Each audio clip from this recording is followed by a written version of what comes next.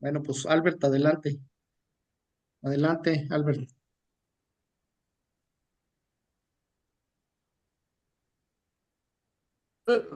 Usted, hable.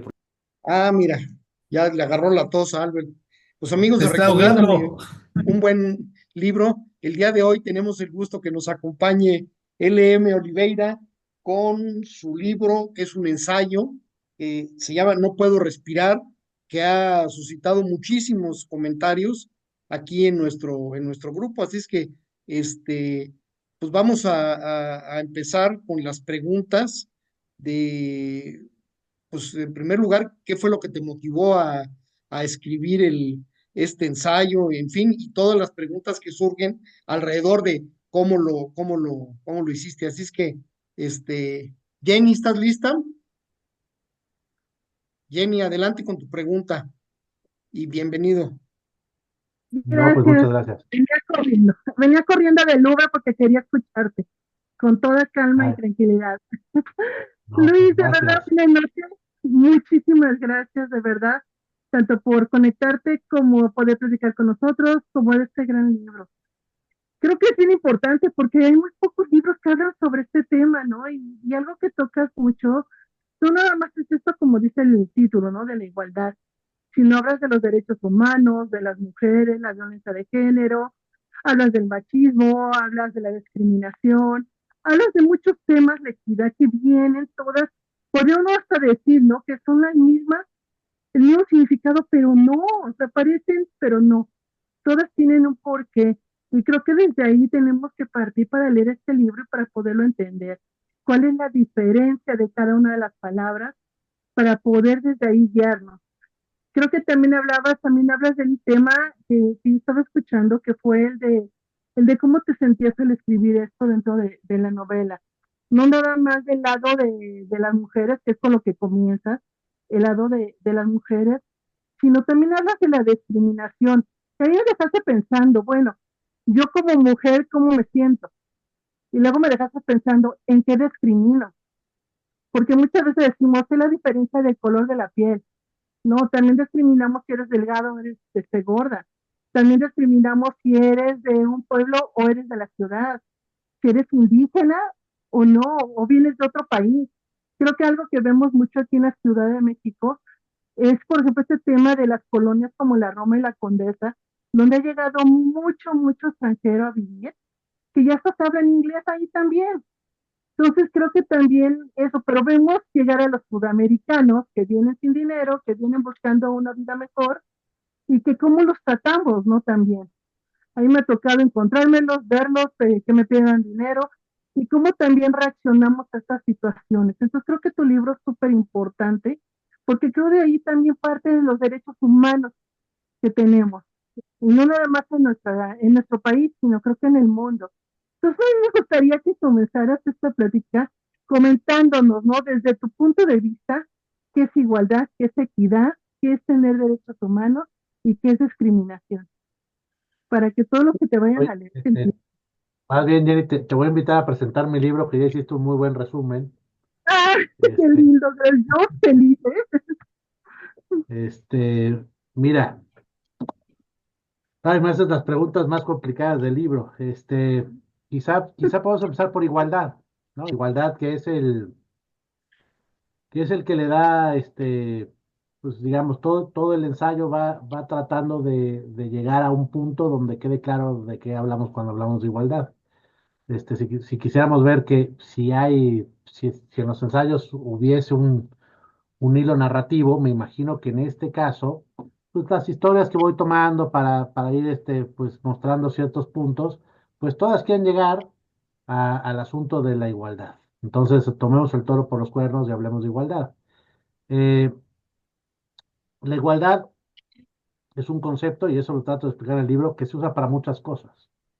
Por ejemplo, la igualdad económica, ¿no? O sea, siempre hay igualdad y un adjetivo. Entonces, es importante distinguir la igualdad básica o moral, que es de la que hablo yo, de todas las demás. Porque yo creo que todas las demás se derivan de esta básica, y por eso es básica, ¿no? Es decir, ¿por qué tiene que haber igualdad económica hasta cierto punto? Pues porque somos iguales moralmente hablando. ¿O por qué no debemos discriminar a los unos a los otros? Pues porque somos iguales moralmente hablando. Entonces, si se dan cuenta, el punto central de la igualdad, con todos los objetivos que tiene, pues es la igualdad básica. Y la igualdad básica es un asunto, pues, muy teórico, ¿no? Y entonces por eso también cuesta trabajo explicarlo. Es evidente que no somos iguales, ¿no? Tenemos, pues físicamente sobran evidencias, las alturas, las anchuras, los tonos de piel, los colores de los ojos, lo rizado del cabello o lo lacio, etcétera, etcétera. Eso sería nada más en lo evidente. Pero además también somos pues muy distintos en nuestros anhelos, nuestras metas, nuestros sueños, a quienes amamos, cómo amamos, qué nos gusta comer, qué nos gusta ver, leer, etcétera. Entonces, parecería que es una necedad tratar de hablar de igualdad cuando a todas luces somos muy distintos. Pero lo que pasa es que precisamente la igualdad es un concepto que, voy a decir, enarbolamos para no decir que inventamos, ¿no? Pero que fuimos subiendo en su importancia hasta volverlo un principio básico yo creo que de la democracia y de la filosofía moral, parte de las capacidades que tenemos los seres humanos para construir todo esto que dije. Es decir, para que a alguien le guste la danza y a otro le guste la literatura, pues lo que necesitamos es unas mismas capacidades para apreciar, en este caso, déjenme decir, el arte. Entonces, seríamos iguales en nuestra capacidad para muchas cosas. Y en una cosa más básica todavía, que yo en el libro la llamo esa capacidad de crear nuestro propio relato. Que a veces puede parecer un poco trivial, pero no lo es para nada. En realidad, quién somos, cómo nos identificamos, cómo nos gusta que nos vean las personas, cómo nos gusta pensarnos a nosotros mismos. Eso es nuestro propio relato. Y entonces, en lo que somos iguales es en dos cosas. Por un lado, la libertad que tenemos para crear ese relato, o que deberíamos tener para crear ese relato. Y por otro lado, la capacidad, es decir, la habilidad de crear relato y todo lo que eso implica, ¿no? Para ser capaces de crear nuestro propio relato, pues necesitamos, por un lado, pues cierto nivel de racionalidad, cierto nivel de autonomía, cierto nivel de pensar cómo nos gustaría, o sea, de planear nuestra vida, y todo eso se reúne en esta capacidad de relato. Y entonces, yo diría, somos iguales en eso, en que compartimos la, el deseo de tener una vida propia, es decir, contar, pero una vida no me refiero solo a la biológica, sino a la vida, a la historia de nuestra vida, un relato de nuestra vida contado por nosotros mismos, y por otro lado que debemos ser iguales en la libertad de poder hacer eso. Entonces, eso sería la igualdad. Y claro, y de ahí ya se deriva todo lo demás que tú decías. Pues obviamente, si somos iguales moralmente, pues ahí podemos hacer una larga lista, aunque también puede ser corta, de derechos, ¿no? Tenemos que tener derecho de conciencia, obviamente, o sea, de libertad de conciencia, libertad de expresión y todas esas libertades que van pegadas con los derechos, que son básicas en los seres humanos, ¿no? Y entonces a eso pues le vamos a llamar derechos humanos. Los derechos humanos, y eso pues ya se vuelve un poquito teórico, pero es importante decirlo, pues son anteriores a, a los acuerdos que hacemos entre nosotros para, por ejemplo, cómo vamos a organizar nuestra sociedad política, ¿no? Es decir, el hecho de que todos seamos iguales y que eso se tenga que expresar en un conjunto de derechos humanos, pues no se acuerda y por lo tanto no se vota y por lo tanto no puede haber mayoría, por más grande que sea, que pueda quitarle los derechos a las minorías. Y por eso es que los derechos humanos son anteriores al acuerdo civil, vamos a decir así, a la Constitución y todo lo que emana de ella. Por eso decimos que las constituciones no nos dan los derechos humanos, sino que los reconocen. Están hechas para reconocer algo que es anterior a ellas. Y entonces, pues bueno, por eso son importantes los derechos humanos, expresan o son una de las expresiones de nuestra igualdad. Y la discriminación, que es la otra cosa que me preguntabas, Jenny, pues parte de no considerar a los demás como iguales en lo más básico. Y entonces Mm, yo trato a los demás como si fueran menos, en el entendido de que considero que son menos.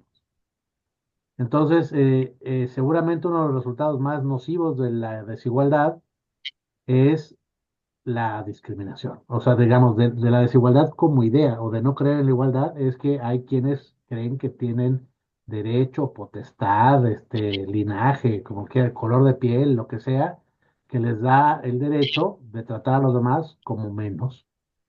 Y entonces eso, pues, es una de las violaciones básicas de ese principio de igualdad. Entonces, pues parte de lo que yo trato de decir en el libro, con todos los ejemplos que contiene, que tampoco son tantos, ¿no? Pero con los ejemplos que contiene es que la falta de conocimiento del principio de igualdad y de reconocimiento genera todos esos problemas de los que estamos hablando. Discriminación, machismo, este, ¿no? Etcétera. sí, porque yo platicaba con mi hijo sobre el libro, le estaba yo comentando que lo tenía que leer, y parte de las materias que lleva en la universidad era filosofía, bueno, es filosofía, pero entonces estaba yo comentando esto y es lo que me decía mi mamá, es que creo que tiene razón él, hay que partir de saber qué es la igualdad y qué es la equidad, porque creo que muchos piensan que es lo mismo, pero no es cierto. Entonces, realmente, gran libro, de verdad, gracias, porque creo que nos das la idea, nos dejaste pensando, al menos a mí en lo particular, sobre dónde estoy bien, dónde estoy mal y dónde estaba yo equivocada. Entonces, de verdad, muchísimas gracias. No, Me hombre, Jenny, encanta. muchas gracias por leerlo. Y claro, se me olvidó hablar de eso. La equidad no es lo mismo que la igualdad. Eso ya me costó muchas discusiones. Pero lo cierto es que la equidad es en todo caso un procedimiento para alcanzar la igualdad. Y Ujú, entonces no podemos confundir un procedimiento con un destino, ¿no? Y claro, entonces, pues, la igualdad es un principio y la equidad, pues, es una forma de distribución que pretende alcanzar la igualdad, ¿no? Y sí son cierto. distintas por más que se enojen conmigo. Porque No, si quieres un pensar ensayo algo, porque no es lo piensas. necesario, cierto, un ensayo necesario porque tenemos que aprender y mucho. Muchísimas gracias. No, Jenny, gracias a ti. Muchas gracias. Ricardo, adelante. Eh, Hola, ¿cómo estamos? Soy aquí Ricardo Bien, desde Ricardo. la Ciudad de México. Primero una duda que tenemos todos. ¿La LM qué significa para poderte llamar por tu nombre?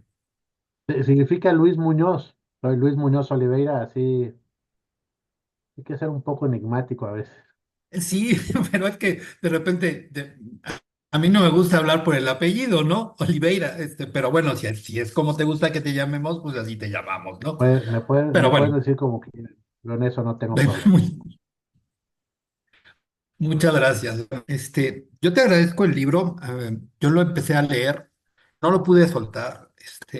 No es una lectura fácil porque contrapone de repente algunas ideas que tienes preconcebidas o que a través del tiempo pues los vas adquiriendo y las tomas como normal, ¿no?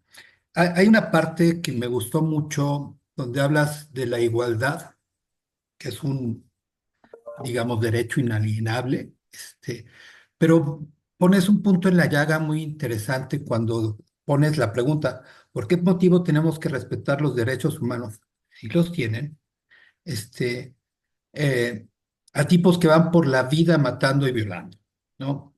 Y contestas tú, dentro del mismo párrafo, que la intención es humanizar y pues evidentemente como tal. eh, Está el porqué de esta pregunta, pero no está el cómo.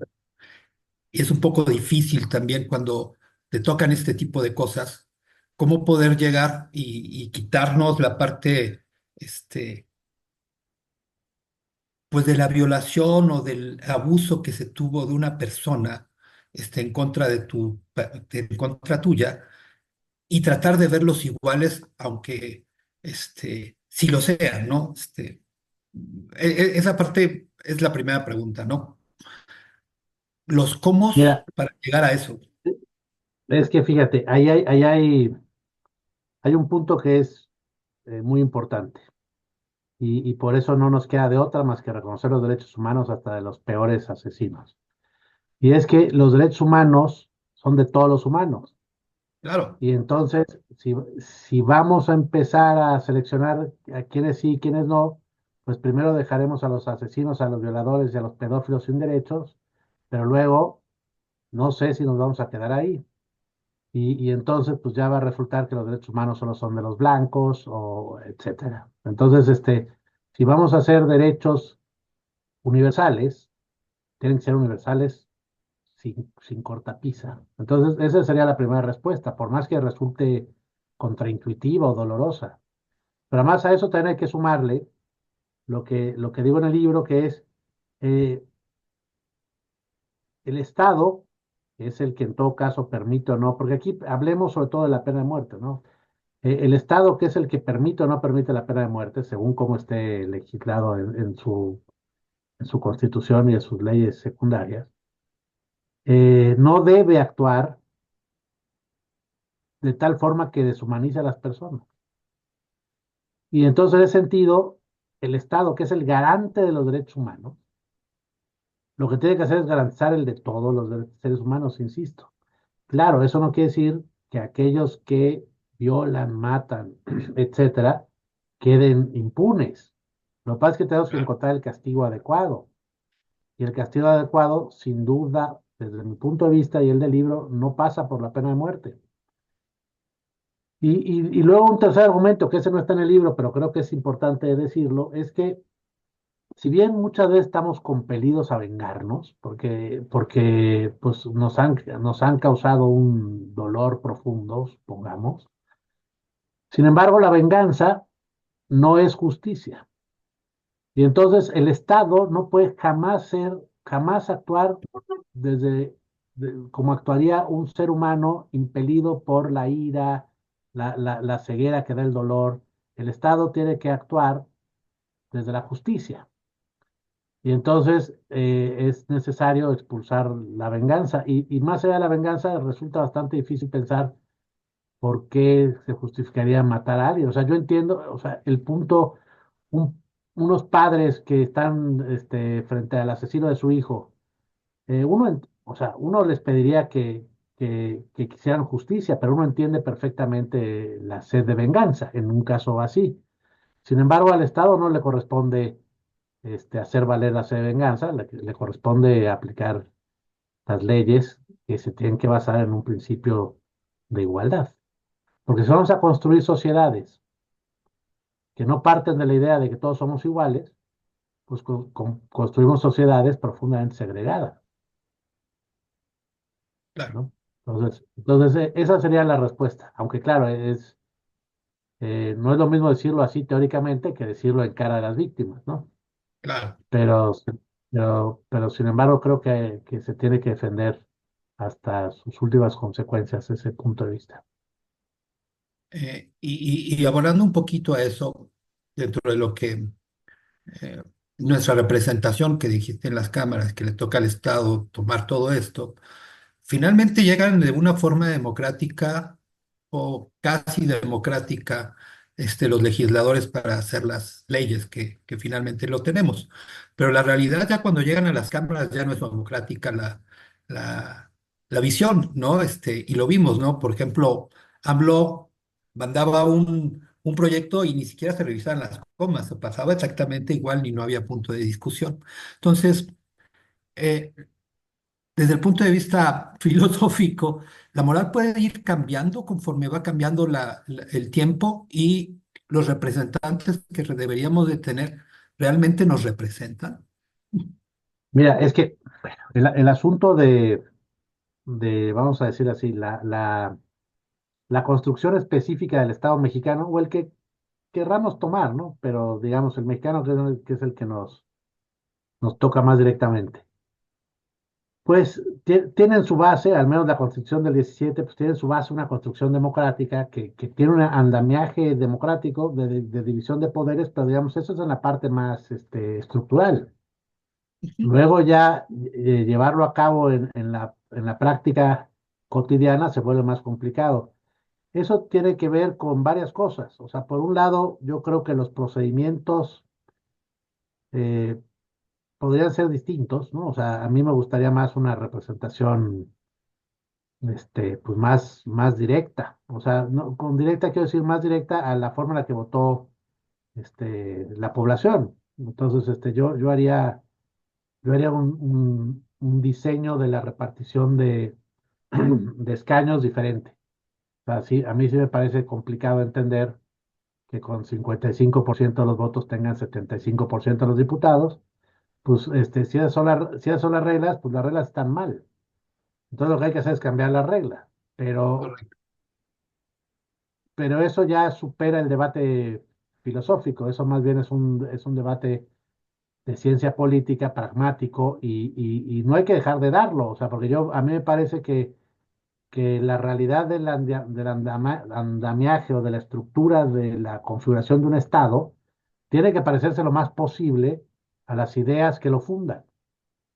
Entonces, pues, por ejemplo, si la forma que necesitamos para construir leyes que sean, que representen la voluntad del soberano, que en este caso sería la ciudadanía, pues sería bueno tener una representación más clara en la Cámara de Diputados, por ejemplo, ¿no? Pero digamos, eso ya tiene que ver con el modelo, o sea, con el modelo pragmático. Pero yo no veo que eso atente contra las ideas fundadoras del Estado liberal democrático, sea el mexicano o el que sea. Lo que atenta contra ellos son las prácticas más comunes y esas son las que tendríamos que hacer que se parezcan a lo teórico. Ahora la pregunta sería, ¿y cómo le hacemos? Eso sí que es complicado. Eso sí que es complicado. Eso tiene que ver con Realpolitik, ¿no? Como cuál es el camino para hacer que lo que anhelamos se convierta en el modelo que nos rige. Y digamos, ese siempre va a ser una lucha complicada. Claro. Porque podríamos decir, hoy estamos mal, pero ayer tal vez estábamos mal, y entonces cuando estuvimos bien. En realidad lo que pasa es que la democracia es un procedimiento que se va construyendo o destruyendo. Aquí el asunto es que lo que se construye es frágil y entonces basta un poquito de descuido para que se desmorone. Eso ya lo dijo, porque digamos, lo que nos está pasando a nosotros, no solo en México, el mundo hoy está en un proceso regresivo. Lo que está sucediendo ya pasó antes. Este, Stefan Zweig, ese gran ensayista y biógrafo, que se terminó suicidando porque no le gustaba el mundo que estaba viendo, los nazis estaban invadiendo Europa. Él creció y se desarrolló intelectualmente en Austria, en la época en la que se vivió pues, el gran esplendor cultural austriaco, y de pronto él dice que ya no defendían sus derechos porque para ellos la libertad era como respirar. Y sin embargo, de un día para el otro, se quedaron sin derechos y se tuvo que ir corriendo a Sudamérica, a Brasil, porque lo iban a perseguir los nazis. Entonces, lo que tenemos que aprender de la historia es que aquello que vamos construyendo nunca queda asentado en piedra. Y aunque quedara asentado en piedra, también las piedras se vuelven arena. Ujú. Entonces, en realidad el proceso democrático es un proceso cotidiano. Y bueno, entonces es lo que yo te podría decir al respecto de eso. Y luego pues hay otra discusión muy interesante entre si las leyes, estas que rigen la vida cotidiana, tienen que estar motivadas siempre por los principios morales. Y a mí me gustaría decir que sí, pero la verdad es que no. Pues, si nosotros leemos la motivación de una ley cuando la están reformando en la Cámara, pues pocas veces la motivación es moral. Siempre hay motivaciones prácticas ¿no? Política. ¿No?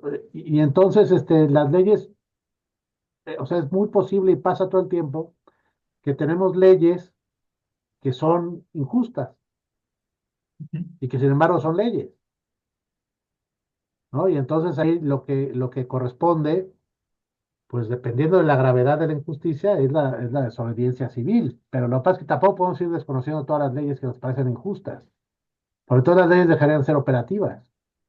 Entonces hay un grado de injusticia en la ley que a nosotros nos parece injusta, que sin embargo tenemos que asumir porque son las reglas del juego. ¿Y cuál es la línea entre la injusticia de una ley que nos debe llevar a la desobediencia civil y la que no es? Esa no la sé decir. Yo creo que se decide caso por caso, ¿no? O sea, es casuística. Claro. No sé si te contesté o ya me eché un rollote, pero bueno, mi No, no, intención era perfecto. contestar. Sí. No, al contrario, te agradezco mucho la respuesta. Y bueno, yo dejo la palabra a los demás para que sigamos con la plática. Te agradezco mucho y estamos por acá. Gracias a ti, Ricardo. Gracias. Nela, adelante. Hola, ¿qué tal, Oliveira? Buenas noches, un gusto Hola, ¿qué tal? conocerte. Ay, me gustó mucho tu libro. Vale, Yo, muchas gracias. eh, cuando leo un libro, luego siempre se lo estoy comentando a mi papá, entonces avanzaba en un capítulo y le decía, es que vas a tener que leer este libro. Y entonces hice, como Jenny más o menos, una lista de todos los temas que tocas. O sea, hablas sobre el feminicidio, hablas sobre el abuso en la iglesia, hablas en el sufragio de las mujeres, del COVID-19, la pobreza, las vacunas, los migrantes, el narcotráfico, los levantamientos, fosas clandestinas, el tema que acabas de decirnos de los derechos humanos, qué es ética, qué es moral, o sea, el racismo que lo pintas en muchos ejemplos, desde lo del niño que lo quieren sacar de la escuela. eh, la gran reflexión es también cómo deberíamos de actuar. O sea, eso es algo que yo en cada capítulo que ibas tú abordando, sí lo hacía una reflexión interna hacia mí. La parte de la asfixia de George Floyd, o sea, esa esclavitud que antes era permitida, ahora ya no, lo que es la democracia, el cuento del sicario, o sea, al final fue extremadamente, o sea, de la literatura, esa parte bonita que uno dice, híjole, o sea, me está dando una lección el autor de, de qué es lo que está pasando con un sicario, que al final, qué es lo que tú mencionas en tu concepto de que hay que humanizar. O sea, aunque haya sido la peor persona, tuvo ese momento de sensibilidad, de decir, oye, o sea, este niño lo puedo criar, va a ser mi hijo, etcétera, etcétera. Y a lo mejor voy a decir una tontería, pero tu libro yo lo veo como en un concepto pop, de la cultura pop, en el sentido de, ahí tenemos un ejemplo con Batman, ¿no? O sea, ¿por qué? Porque es un ejemplo de un héroe que al final del día busca eh, llevar a la justicia todas ese tipo de criminales, ¿no? Muchas veces le dicen, oye, pero, o sea, ¿por qué Batman se puede lograr mantener como en siempre el caballero? Y, o sea, creo que así está esta parte del libro, pero me llama más la atención cómo decidiste escoger los ejemplos para que tú hayas decidido, mi libro se llama No puedo respirar, porque cada uno de lo que tú nos cuentas nos da esa sensación. Eh, eh, si bien mencionabas con Ricardo, el libro va mucho de la mano con reflexiones filosóficas, políticas, sociales, porque así estamos construidos. Sería diferente la lectura que podría tener un norteamericano, porque a lo mejor él diría, no, sí, o sea, la pena de muerte y así debe de ser, ¿no? A que otra persona, tal vez en una cultura árabe, lo leye, o sea, dependiendo de la cultura es como vamos a tener esa interpretación del libro. En este caso, yo lo veo que es muy importante eh, lo que me causa en el sentido de decir, ¿cómo debería yo de actuar en este tipo de situaciones? Porque hay mucha injusticia, como bien nos mencionabas. Y, o sea, ves el caso de México y a lo mejor y esa sería como mi pregunta, a veces como sociedad, mm, y porque como somos de México, tenemos cierto humor que a veces se disfraza con micromachismos, con maneras de actuar. Decimos que sí, aceptamos ciertas leyes, pero a veces pues no es la realidad. Entonces, creo que esa sensación que dices que no puedo respirar, pues sí se aplica, porque a veces ves que las cosas no avanzan, que no fluyen, y en varios aspectos dices, a ver, en ley o en filosofía, en lo político. Entonces me gustaría que nos platicaras acerca de cómo seleccionaste el título del libro, porque englobas muchísimos temas, todo va, lo podemos platicar en todas estas diferentes áreas, pero creo que hay un motivo muy especial de por qué el libro se llama así. Sí, o sea, mira, también tiene un truco, que ya ahora ya lo puedo contar, ¿no? O sea, el libro ya estaba casi escrito, ¿no? Muy avanzado, cuando decidí meterlo de Floyd. O sea, porque hay muchos eventos del libro que sucedieron mientras yo lo escribía. Entonces, en ese sentido, también recojo un poco de la realidad que íbamos viviendo como mexicanos y yo en particular mientras escribía el libro. Y uno de los casos fue el de Floyd. Entonces, cuando sucede lo de George Floyd, decidí meterlo en el libro y entonces ahí fue que descubrí que el libro se iba a llamar No puedo respirar, porque me parece que reúne muy bien todo lo que se cuenta después. Y entonces, claro, ya teniendo ese título, pues algún movimiento de estilo le hice a lo ya escrito para que en todos los casos se sintiera la asfixia. Y yo creo que al final termina siendo una muy buena metáfora de lo que sucede cuando la gente vive en un mundo donde no se respeta su igualdad. El, el, la, quien padece el machismo, o quien padece la discriminación, o quien padece abusos de todo tipo, pues en algún sentido metafórico y no metafórico, no puede respirar, o al menos no puede respirar como debería. Y entonces creo que así fue como encontré el título, fue un clic inmediato, aunque obviamente muy dramático, que Floyd tuviera que morir así, ¿no? Y luego pues ya investigar sobre el asunto, y creo que lo menciono en el libro. eh, En los últimos 10 años en Estados Unidos murieron, creo que unas 80 personas diciendo no puedo respirar, es decir, con la misma maniobra con la que murió Floyd. Lo que pasa es que lo de Floyd se hizo muy famoso, pero es algo que se hacía, creo que ya está prohibido, creo, no sé, pero es algo que se hacía, o sea, era protocolo policiaco, ¿no? Sí, que Y era algo entonces, muy recurrente.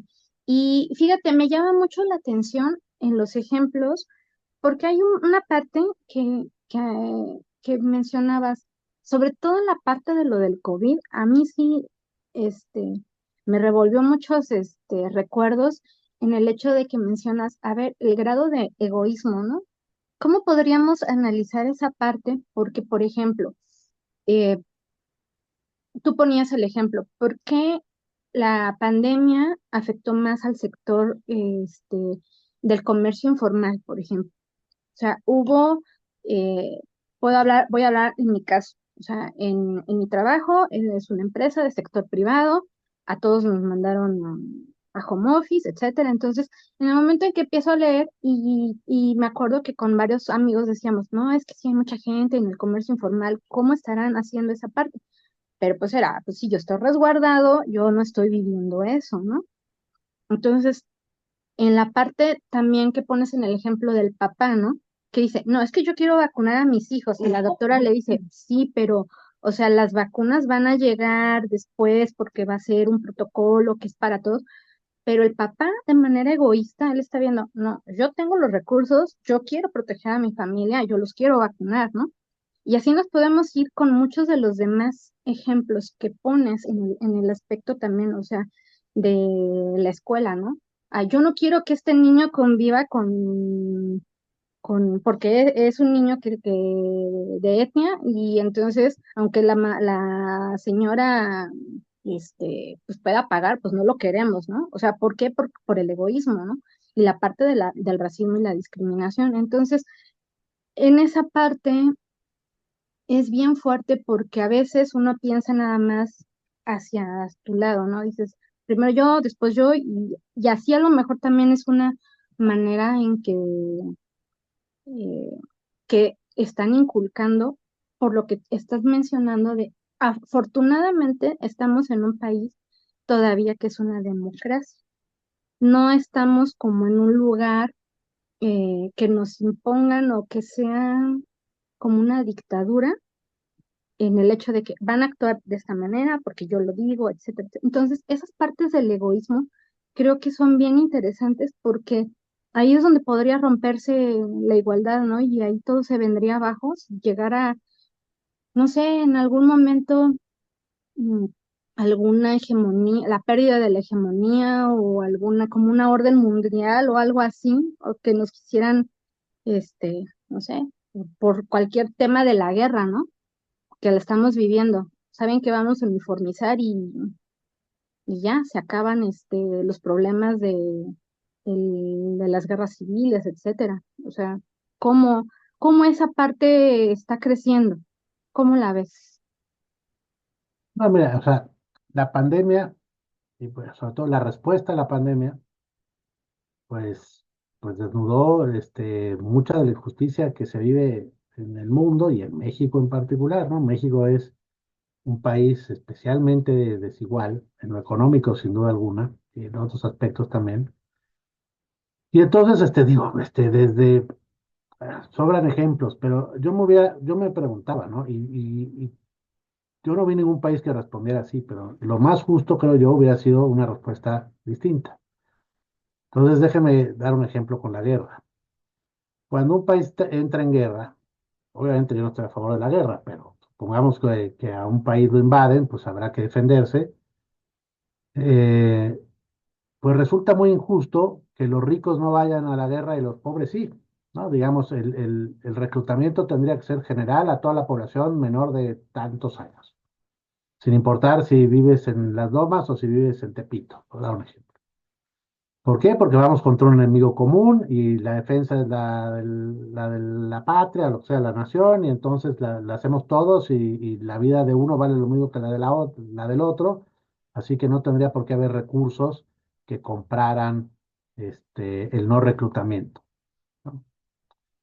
Pues a mí me parece que así también se tendría que haber enfrentado la pandemia. O sea, yo no veo por qué había trabajos esenciales que solo tenían que llevar a cabo aquellos que se dedicaban a esos trabajos esenciales. O sea, bien se podría haber sorteado que la gente saliera a limpiar la calle y te toca a ti, así como te tocaba ir a una casilla con el INE, te podría haber tocado limpiar, barrer la calle durante una semana, porque no me parece justo, o más bien me parece súper desigual, que quienes enfrentaron la pandemia de la manera más frontal, bueno, además de los médicos y los enfermeros, que eso les tocaba estar en los hospitales, pero pues eran todos los trabajadores de peores ingresos, ¿no? Que no estaban, que era básicamente o salían a hacer eso, o se morían de hambre, y entonces pues resultó muy fácil para todos los que no teníamos esa necesidad que otros hicieran los trabajos esenciales por nosotros.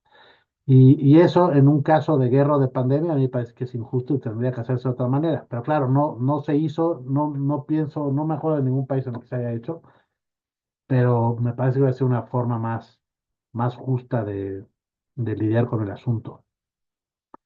Entonces, pues la pandemia desnudó eso. México fue uno de los países, o sea, porque no podemos compararnos, o sea, podemos hacerlo, pero es un poco como comparar peras y manzanas con países que tienen, con Dinamarca, como le gustaba a nuestro presidente. No, pues, o sea, será muy bonita tu metáfora, pero estamos años luz del sistema de cuidado de Dinamarca. Las personas pueden perfectamente recibir un ingreso suficiente o digno, digamos, para quedarse en casa y no trabajar. Entonces, pues bueno, compararnos con Dinamarca o con Europa no tiene sentido, pero también se hizo en América, o sea, y en América Latina, quiero decir, no en Estados Unidos. Chile, Colombia en cierto grado, Argentina también, son países que dieron recursos para que las personas se quedaran en su casa y no tuvieran que salir a trabajar. En México no se hizo. Esa es una de las cosas que más enorgullecieron al presidente, es decir, por lo tanto no se tuvo que endeudar, porque no tuvo que pedir dinero prestado para pagar ese sobrecosto. Sin embargo, resulta profundamente injusto. O sea, digamos, yo sí creo que la población mexicana tendría que haber contraído una deuda que pagamos todos para que esas personas no tuvieran que salir a la calle. Y el no haberlo hecho, pues desnuda otra vez las estructuras desiguales de este país. Sálvese quien pueda, y obviamente quién se puede salvar, pues los que primero se vacunaron fueron los que se pudieron ir a Estados Unidos a ponerse una vacuna. Este, y parece, digo, esos datos no los he leído, pero no creo que sea difícil juntarlos, que parte de la política pública de México fue enfocar las vacunas a las personas que no podían viajar a Estados Unidos para que los que sí pudieran ir se fueran y que ese fuera parte de la vacunación, ¿no? Entonces, en fin, el capítulo de la pandemia de lo que se trata precisamente es de mostrar cómo fue desnudando la, la desigualdad. Porque además, en la primera ola, o sea, la primera, acuérdense que en el mundo, pero en México no hubo dos, tres olas. La primera ola mató casi sin distinción a ricos y pobres, pero la segunda y la tercera no. ¿Eso por qué? Porque fueron desarrollando medicinas y técnicas que se podían aplicar en los hospitales privados y no se aplicaban en los públicos. La mortandad en hospitales privados de la primera a la tercera ola se redujo como 80%, mientras que en los hospitales públicos se mantuvo estable. O sea, la gente que entraba ahí y la entubaban, era muy difícil que saliera viva. Entonces ahí pues terminamos viendo otra vez el reflejo de la desigualdad, el reflejo de la desigualdad. Entonces Sí, por eso hice ese capítulo. y a mí ya nada más para finalizar mi comentario de lo de las vacunas, yo recuerdo, te digo, esa parte, en donde, te digo, el papá decía, ah, no, pues yo voy a vacunar a mis hijos. Y creo que todos estuvimos sometidos de manera mundial a que eran vacunas que estaban en periodo de experimentación, entonces no estábamos como para estar eligiendo, salvo lo que tú dices, en la parte de la gente que tenía el privilegio de ir al extranjero y vacunarse, o cuando se empezaron a enterar que, o sea, si te vacunabas con la vacuna rusa no te iban a dejar entrar a Europa. O sea, esa parte también se me hace como muy egoísta porque al final del día, o sea, los rusos también presentaron toda una explicación de cómo funcionaban sus vacunas en dos dosis, o pues sí, o sea, es un tema bien, bien complicado esto de las vacunas, porque yo recuerdo que cuando yo era niña, pues, o sea, mis papás me estaban diciendo, ¿y de dónde viene la vacuna? Y ya está, o sea, ¿en qué países ya como que no estaba esa información, simplemente ibas y ya, te vacunabas y ya. Sí, eso también es un asunto de geopolítica, ¿no? Que se escapa un poco al tema de la igualdad. Pues tiene que ver sí, con geopolítica y laboratorios, ¿no? Pues los europeos reconocen sus vacunas y listo. Y entonces, no les interesa el resto. Sí, es un poco ridículo, pero bueno, ese es un juego geopolítico que, que nos tocó vivir, ¿no? La pandemia nos abrió los ojos en muchas cosas. Ya pasaron algunos años, pero no se olviden de lo que vivimos, ¿no? A veces los seres humanos nos olvidamos muy rápido de los eventos a los que sobrevivimos, pero la verdad es que la pandemia pues, fue un momento curioso, dejémoslo ahí en curioso, ¿no? Espero que irrepetible. Fíjense, a veces decimos irrepetible como, ah, estuvo increíble, no sé, pero la pandemia esperamos que sea irrepetible, pero en el sentido negativo, ¿no?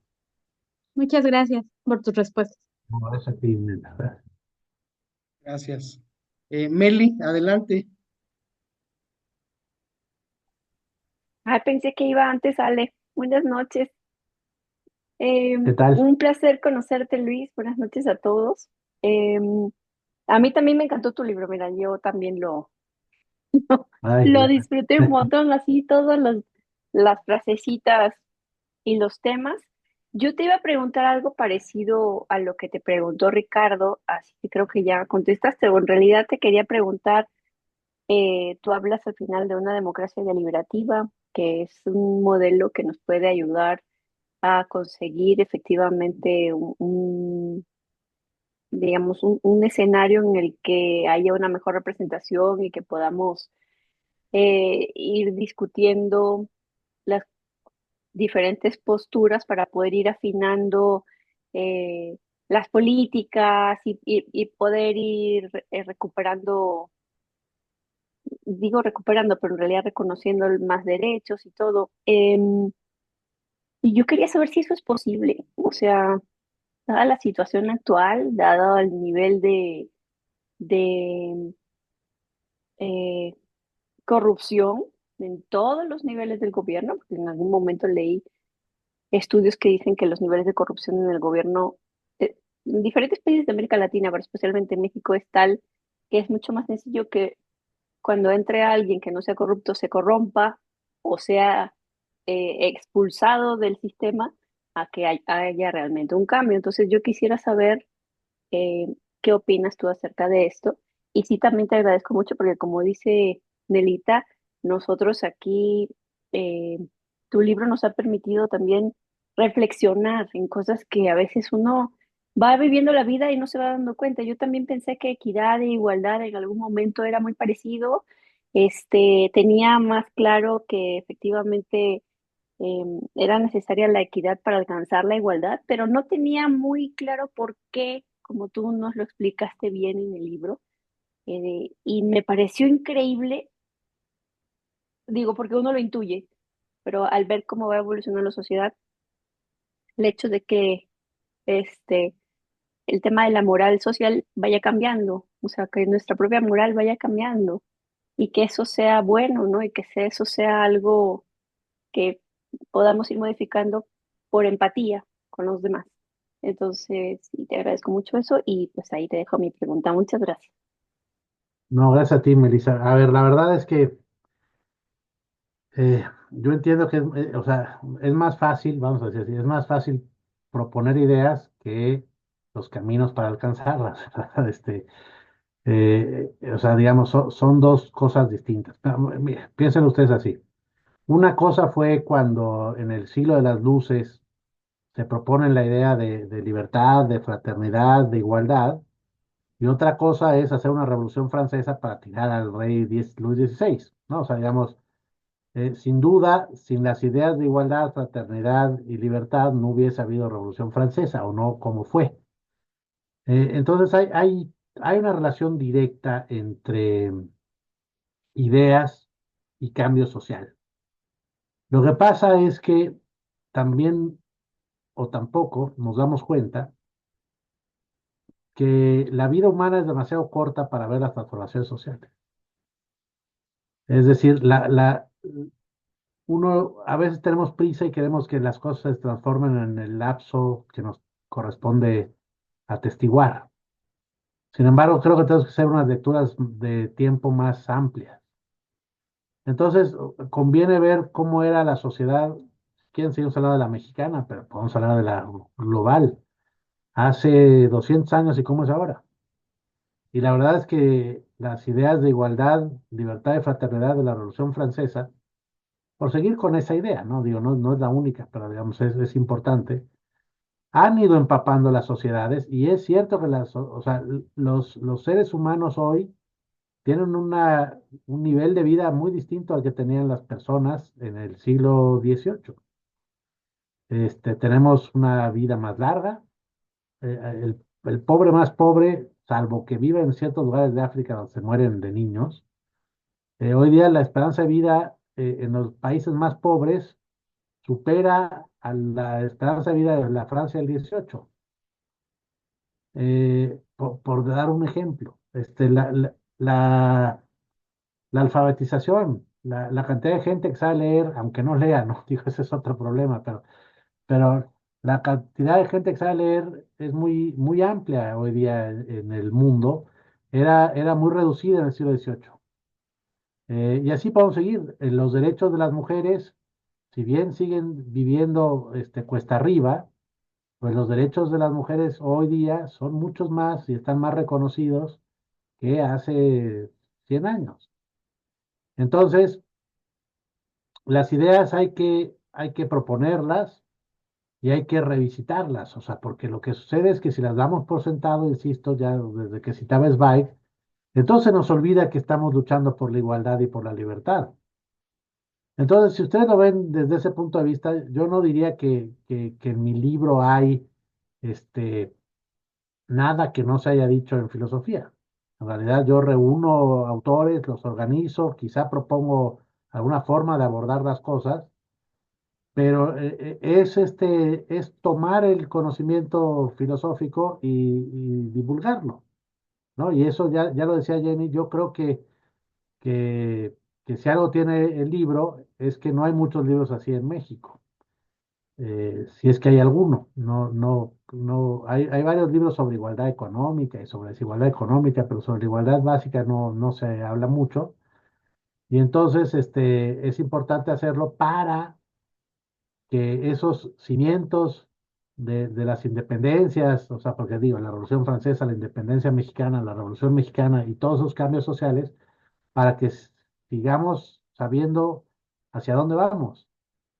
Y entonces, yo creo que el cambio es por ahí, es un cambio más lento, porque lo que pasa es que si nos atrabancamos y queremos hacer cambios revolucionarios, las revoluciones nunca terminan bien. Lo que necesitamos son, largos periodos de transformación. No me refiero a esta transformación, ¿no? O sea, transformar la realidad hacia mejor es un proceso que toma décadas,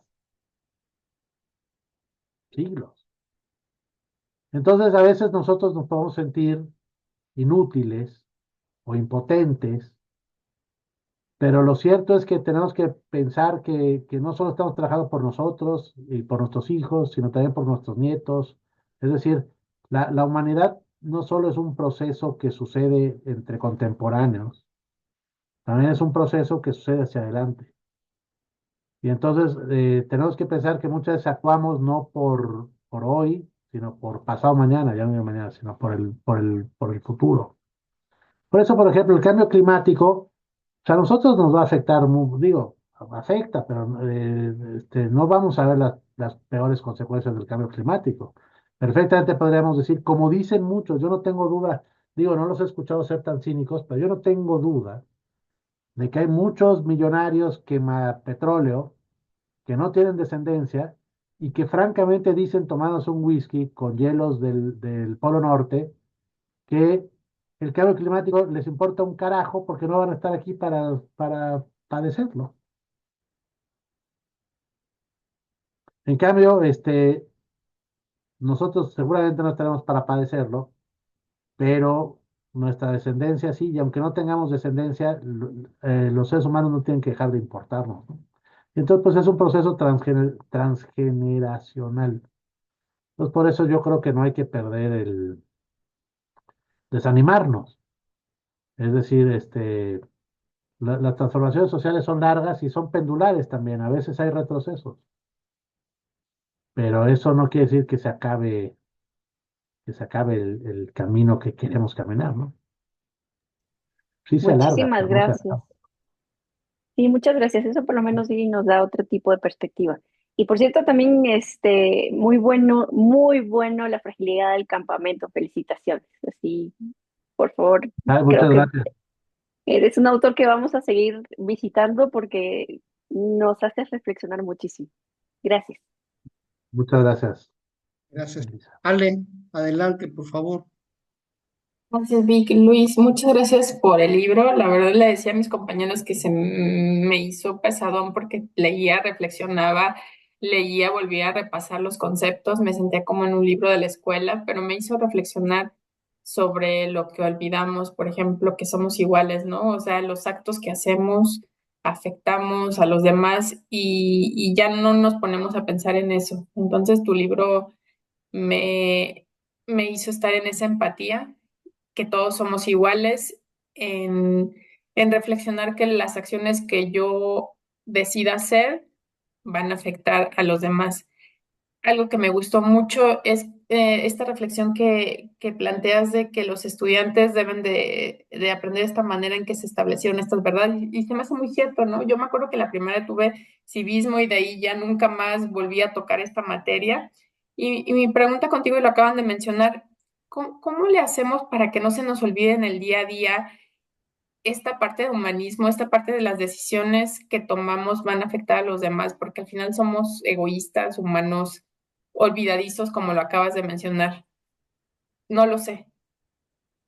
No, sí, esa sí tiene respuesta. Y por cierto, Melissa, ahora vuelvo a la democracia deliberativa que se me olvidó y es bien importante, pero eh, les voy a dar un ejemplo que no tiene que ver con actuar de manera, vamos a decir, justa o moral, ¿no? Pero que sirve de ejemplo. Cuando un turista va a Inglaterra, tiene que mirar al otro lado en la calle porque si no lo atropellan. Y de hecho, pues para que no lo atropellen, pintan en el borde de las banquetas, no mire para tal lado porque si no lo van a atropellar. Bueno, dice nada más, mire a la derecha o a la izquierda, yo no sé. Si los cosas vienen, sí, mire a la derecha. Este, entonces, ese turista, pues, la primera semana que esté en Londres, va a sufrir y va a estar todo el tiempo diciendo, ya llegué a la calle, tengo que voltear a la derecha, si no me van a atropellar. Pero si se queda a vivir en Inglaterra, a lo largo de 2, 3, 4, 5 meses o un año, ¿no? Yo qué sé, de pronto hará automáticamente el giro a la derecha. Se va a volver un hábito. Ese proceso que aquí tiene que ver con un hábito físico, también sucede con los hábitos morales. Es decir, quizá nos va a costar trabajo al principio no ser egoístas, pero si lo hacemos constantemente se vuelve un hábito y ya se hace se hace sin problema. Es decir, una de las cosas que nos enseña la filosofía moral es que el carácter de las personas se construye.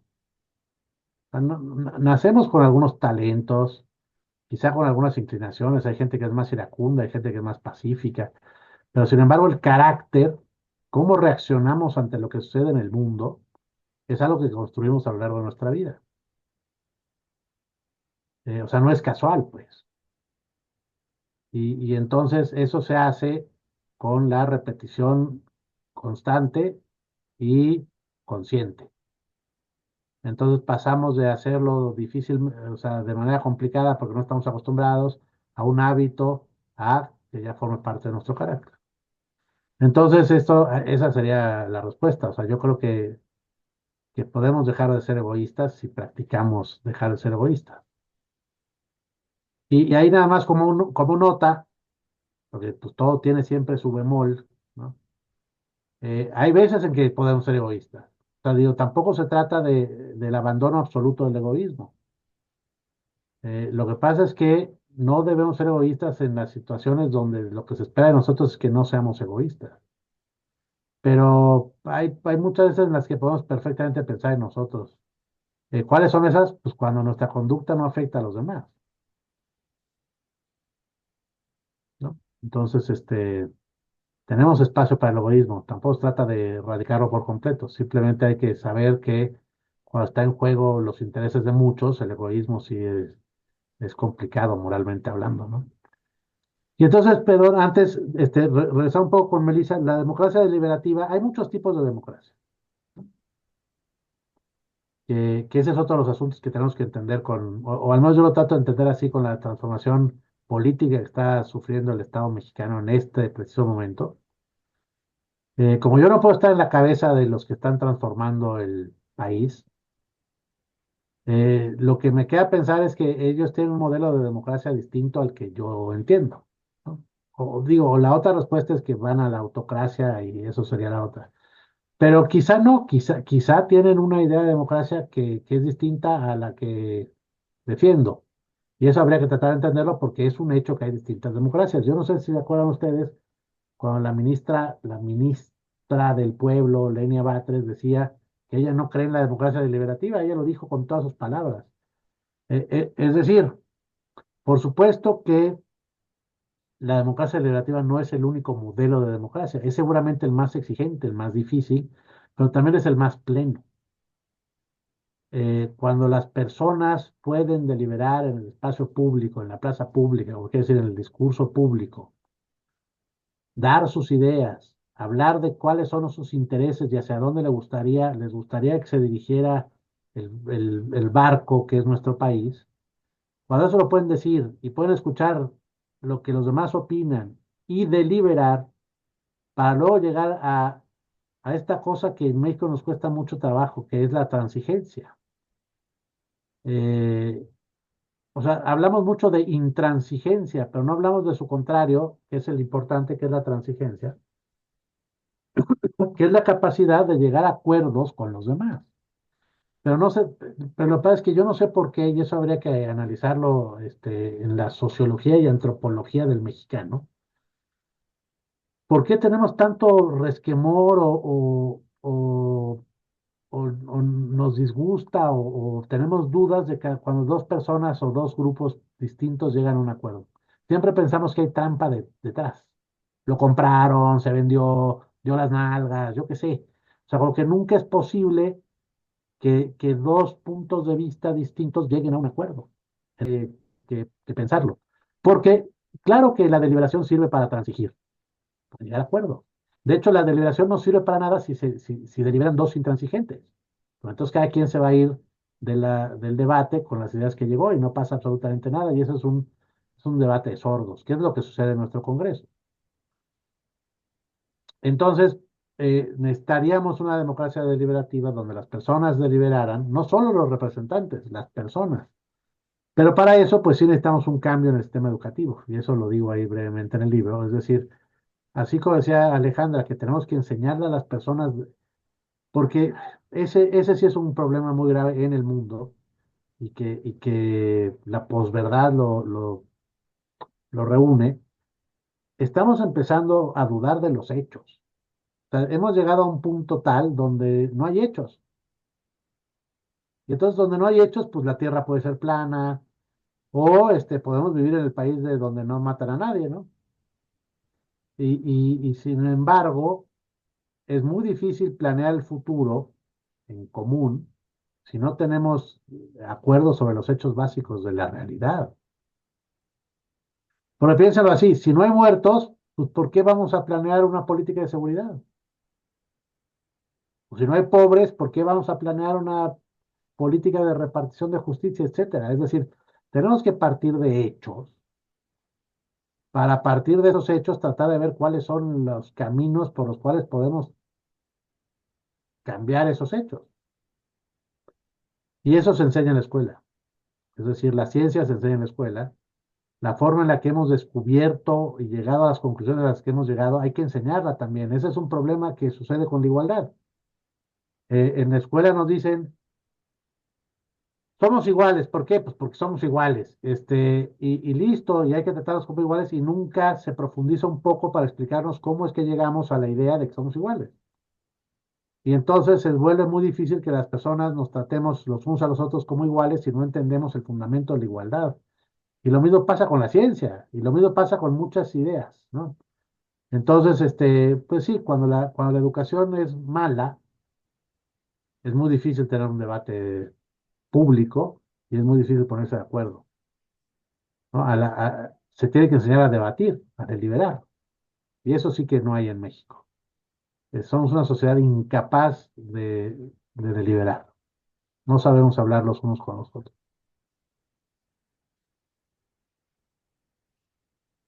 Muy bien, muchas gracias. Héctor, adelante con tu pregunta. Hola Liz, buenas noches. ¿Qué tal? Pues mira, yo no sabía que había que presumir el libro con con las banderitas, pero a este grupo le consta que yo difícilmente hago esto. O sea, muy difícilmente, porque en lo general leo en electrónico. Y Mel y yo llegamos a ti por recomendación de un amigo que creíamos que estaría aquí, pero que no está, de Gilberto Maldonado. Y bueno, él fue quien nos presentó contigo y encontramos en Storytel esta cosa maravillosa que se llama La fragilidad del campamento, que la verdad nos voló la cabeza y fuimos a vender la idea a RBL después, porque sí es un trabajo que definitivamente te hace salir de la zona de confort que como lectores tenemos, ¿no? Porque nos encanta leer historias fantásticas y demás, pero le sacamos mucho al ensayo, pero la manera en la que tú lo haces es increíble, o sea, es una forma muy sencilla, eh, es perfectamente entendible, va cuestionándote inevitablemente con lo que conoces, con los conceptos que tienes en la mente, eh, Y pasa lo que dice Ale, ¿no? Es un libro que a pesar de ser tan pequeño, me ha llevado muchos días, porque es avanzo y regreso, o sea, tengo que rebobinarle otra vez al capítulo, a pesar de que son pequeños, para entender hacia dónde íbamos. Fíjate que a mí también me dejó como a Ricardo sorprendido ese tema de cómo respetamos a un malhechor que pues asesinó gente, ¿no? O sea, y la parte con la que cierras ese capítulo 8 de decir, eh, pues sí, lo tienes que respetar para que tus hijos vean que no importa cómo sea, es un ser humano y hay que respetarlo. Y eso desde ahí partimos como igualdad. Y hace todo sentido con lo que acabas de decir, ¿no? O sea, me queda claro, y no creo que a todos nos queda claro, que no es que nosotros en este momento vayamos a transformar esas propias ideas que ya tenemos, pero sí es irnos transformando para que estas generaciones que vienen atrás de nosotros, que puedan ver de una manera distinta la igualdad, porque sí es bien complicado el concepto, sí es, híjole, como dicen todos los ejemplos que te avientas, sí, como que no acabas acabas de creértela que vivimos con ellos todos los días y no les habíamos puesto atención, esa es la realidad, o sea, no los veíamos. Y, y no deja de ser, no deja de tocarte, pero de manera inteligente. Yo nada más te quería agradecer tu libro. Ha sido un verdadero texto para reflexionar, para refrescarnos. Y sé que tienes otros más. No sé si toda tu línea de lo que has escrito sea en este tenor, sean ensayos sobre cuestiones filosóficas o tienes alguna novela u otra cosa así que haya que formar para leer temas. Mira, tengo tres ensayos que son bueno, No puedo respirar y La fragilidad del campamento, que es el primero, y en medio hay uno que se llama Árboles de largo invierno, que Ok. publicó también Almadía. Y luego pues, sí tengo algunas novelas, como cinco, están en todos lados, están en Random, en Alfaguara, algunas en Dharma, No, entonces me sugirió Gil una que se llama Las marcas del agua. Esa es la que tenía ese es un registrada. libro de cuentos. Ah, no, esa es una novela, sí, ya estoy loco yo. Sí, Las marcas del agua es mi novela más reciente. Ok, Ese está en Dharma. Ahora les muestro, a ver si tengo por ahí. No, no tengo por ahí, pero sí, lo encuentran, todavía está disponible. Ya saben que los libros a veces desaparecen pronto en las librerías, sí. pero ese libro que tiene un par de añitos, yo creo que sigue dando vueltas. Obviamente no en todas, pero en algunas seguirá por ahí. Y en Amazon, pues seguro, ¿no? Gil, Gracias, pues Héctor. muchas felicidades y gracias por tu tiempo con nosotros porque nos has dado una cátedra muy interesante. No, no, yo muy contento de platicar con ustedes. Gracias. Edgar, adelante. Hola Luis, buenas noches y muchas gracias por ¿Qué tu tal, Edgar? tiempo, Héctor. Mucho gusto de conocerte. Y pues veo que, bueno, en el libro abordas los temas de igualdad, equidad, ética y moral, que, bueno, son muy complicados, muy complejos, porque todos pensamos de una forma diferente y muy pocos respetan la diversidad de pensamiento. Y pues es muy complejo hablar de esto con otras personas, porque vi que también en el mismo libro mencionas que tuviste algún problema con unas personas que nunca pudieron o pues perdieron el foco completamente y nunca pudieron entender, ¿verdad? El punto. Cuéntame, ¿qué te dio a ti por hablar de este tema tan complejo? Bueno, mira, es mi tercer ensayo sobre el asunto. O sea, digamos, uno sobre la tolerancia, otro sobre la humillación, este sobre la igualdad. Son, en algún sentido podría decir que son tres volúmenes del mismo ensayo, porque al final, pues vuelvo a la justicia, vuelvo al trato que nos debemos los unos a los otros.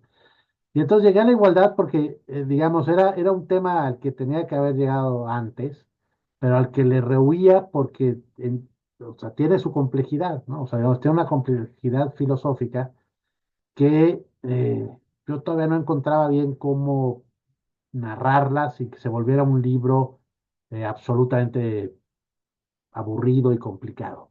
Y encontrarle el balance, pues toma tiempo, porque también toma muchas lecturas, o sea, tuve que caminar mucho para, para por fin poder entender yo mismo de qué hablábamos cuando hablamos de igualdad. Y entonces eso fue un camino largo, porque además, curiosamente, tampoco es que haya muchísimos libros de filosofía sobre igualdad. La igualdad o se da por supuesto, hay muchos que la dan por supuesto, este, o se toca muy brevemente en libros más grandes, ¿no? O sea, le dedican dos paginitas, tres paginitas. Entonces fue una cosa de ir rascando hasta que finalmente por ahí no me acuerdo qué año fue, pero debe haber sido 17, 18, uno de los filósofos que cito ampliamente en este ensayo publicó un libro sobre la igualdad y ese me sirvió mucho también para aclarar ideas, ¿no? Entonces fui mucho de la mano de este señor, se llama Jeremy Waldron y digo, es un filósofo muy reconocido. Entonces llegué al tema porque yo creo que está en la base de todos los problemas que que tratamos en la filosofía moral. Es decir, tenemos que tener clara la idea de igualdad básica para luego ver todo lo demás. Y entonces, curiosamente, pues me daba cuenta de cómo siempre la igualdad estaba pues dada por hecho, ¿no? Y sin embargo no encontraba la fundamentación y entonces decidí meterme a explicarla, pero de la manera más sencilla que pude. Yo entiendo, Alejandra, que igual se vuelve complicado. O sea, digamos, es un ensayo filosófico, no es un ensayo ligero, por más que trato que sea lo más ligero posible y por eso también, pues a veces hablo de pinturas, de a veces meto, o sea, digamos, eh, hay que, hay que tratar de usar ciertas técnicas narrativas para que la cosa no se vuelva un pantano intransitable. Y entonces ya me estoy yendo por las ramas, ¿ves? Pero entonces así fue como llegué a la libertad, ¿no? O sea, creo que es un tema fundamental y he decidido tomar los temas fundamentales por, por los cuernos, ¿no? Como si fueran el toro.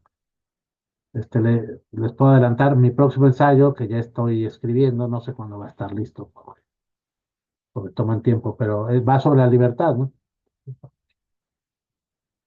Va sobre la Pues libertad. sí, perdón, te interrumpí. No, no. Pues te agradezco mucho, Luis, todo lo que nos has dicho esta noche. Gracias por tu libro. Pues es muy complejo porque siempre tratamos de educar a las personas o de hacerles comprender que esos conceptos pues que avancemos en este tema de igualdad, de equidad. Y pues, pero no toda la gente lo desea, no toda la gente lo respeta y como dicen, la oportunidad hace al ladrón, ¿verdad? No falta el que ve una cartera abierta y se lleva una billetera, aunque no le haga falta esa plata en ese momento, ¿verdad? Pero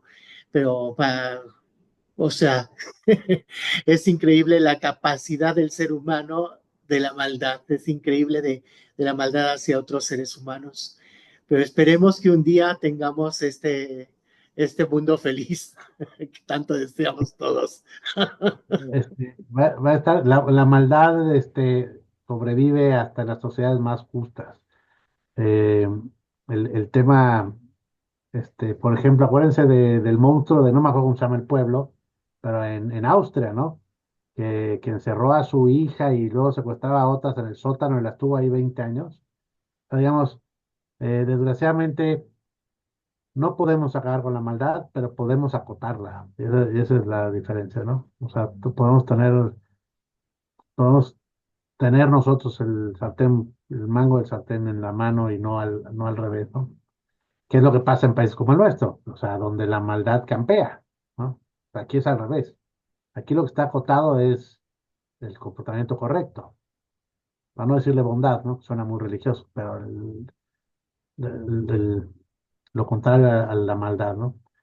Entonces yo creo que nuestra lucha tiene que ser por acotarla. Acabarla está difícil. Muchísimas gracias, Luis, y ya estamos esperando tu próximo ensayo. Ya lo esperamos. Libertad, Se va bien. a tardar, ¿eh? Se va a tardar, se va a tardar. Ok, Pero ya, esperaremos ya entonces. te avisaré. Gracias. Gracias Gracias. a ti. Albert, adelante. Claro que sí. Oliveira, ¿qué tal? Buenas noches. Fíjate ¿Qué que yo tal? estaba justamente ahorita checando lo de los libros, me llamó mucho la atención lo que decía Héctor, ¿no? ¿Qué otros libros tenías? Y me puse a hacer rápido una investigación. Y bueno, justamente como lo decías, ¿no? El Árboles del largo invierno de la humillación, El oficio de la venganza pues, sobre la venganza, La fragilidad del campamento sobre la tolerancia y la armonía, otro que tienes por ahí de las marcas del agua, ¿no? Y pues tomas temas pues, de este tipo. Y en cuanto a a tus ensayos, estos que has escrito, ¿cuál ha sido para ti como los más desafiantes o los más complicados de escribir en cuestiones de las personas, ¿no? De entendimiento, cómo toman estos temas, cuáles han sido como, pues esta parte de comprender a a la naturaleza humana. Sí, el más difícil sin dudas fue este, porque como ustedes habrán visto, pues tampoco me refrené mucho en los temas que fui escogiendo, ¿no? Entonces escogí, todos son reales y tienen nombre y apellido. Entonces, pues sí, sí implicó, en algunos casos me tuve que, no tenía ninguna obligación legal, pero pues una obligación moral, yo creo que sí. Me acerqué con algunas de las personas sobre las que iba a hablar en el libro, ¿no? Para decir, oye, voy a contar tu historia. No te estoy pidiendo permiso, porque además la historia ya era pública, ¿no? No hice ninguna infidencia, pues. Pero de cualquier modo me pareció que era adecuado, ¿no? Entonces, pues por ese lado costó trabajo y además el asunto filosófico, pues también era arduo, ¿no? Tuve meses y meses, viendo cómo diablos iba a hablar de la parte más álgida del ensayo, que es cuando ya me meto a hablar de igualdad, sin que se volviera absolutamente abstracto, ¿no? Porque, digamos, ese es un tema que perfectamente pues, se podría escribir en un libro académico que van a leer tres personas y que uno se puede explayar en terminajos y en abstracciones. Pero cuando uno pretende salirse de ese círculo, pues uno tiene que hacer un esfuerzo complicado de entender. Es que yo creo que algo muy importante de la divulgación es que nos obliga a darnos cuenta si de verdad entendemos lo que estamos diciendo. Y entonces es un esfuerzo de claridad también, o sea, este esfuerzo para lograr que los demás puedan entender o medio entender lo que uno quiere decir, pues es un esfuerzo importante con las propias ideas. Entonces, sí el asunto de la igualdad fue el que más trabajo me costó, ¿no? Por los temas, por por la complejidad teórica. Ok, pues muchas gracias. Víctor. Pues nada más, Luis, agradecerte. Creo que han estado contestadas todas las preguntas y pues te vamos a pedir un último favor, la foto aquí con con tu libro. Bien, yo afortunadamente lo tengo aquí también, pero lo que pasa es que este filtro es una porquería esta.